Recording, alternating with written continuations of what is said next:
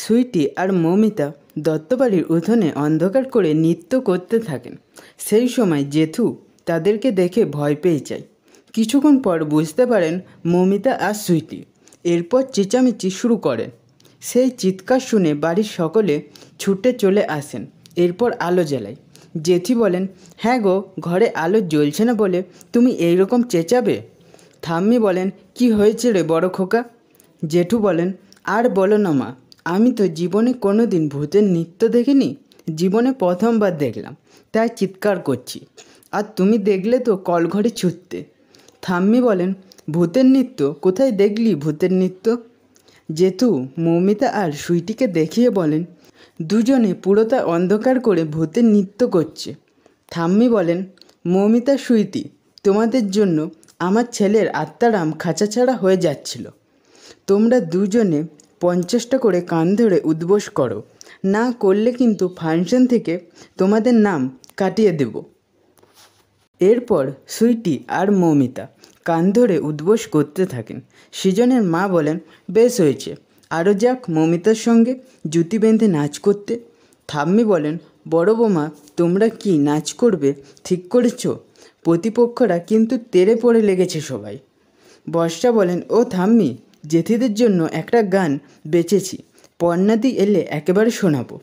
সৃজনের বাবা বলেন, সে কি, পর্ণা অফিস থেকে ফেরেনি এখনও?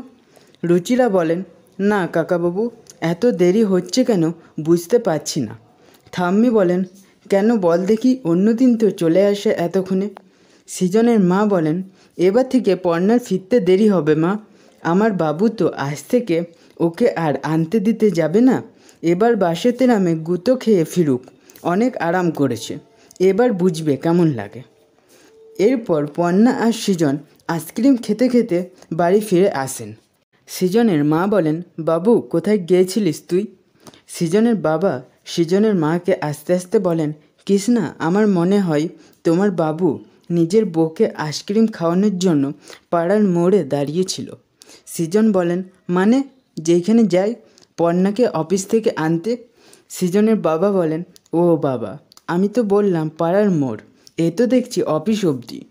পর্ণা বলেন, রুচিদি, বলছি আমি না বাড়ির সবার জন্য আইসক্রিম নিয়ে এসেছি, সবাইকে দাও, আর স্পেশালি বুবাইকে আগে দিও, বুঝলে, ও তো আগের বার খেতে পারেনি।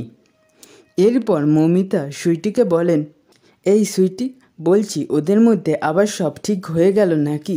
সুইটি বলেন, সেই সব আমি পরে দেখে নেব, এখন আমাদেরকে না কেউ খেয়াল করছে না, এইখান থেকে পালাই চলো, না হলে আবার উঠবোস করতে হবে।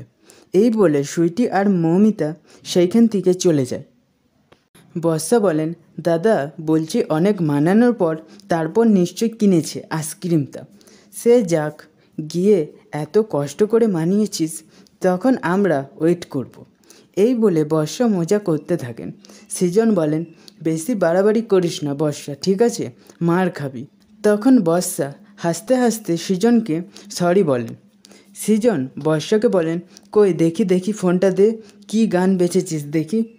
বর্ষা দেখিয়ে বলেন, এই যে এইটা। সৃজন বলেন, আমি চালাচ্ছি, দাঁড়া। এরপর পর্ণা রুচিরা আর জেঠিকে নিয়ে স্টেপ বাই স্টেপ নাচ শেখাতে থাকেন। ঠাম্মি সৃজনকে বলেন, দাদুভাই, ভাব হয়েছে দিদিভাইয়ের সাথে? সৃজন মুচকি করে হেসে মাথা নাড়িয়ে বলেন, হ্যাঁ,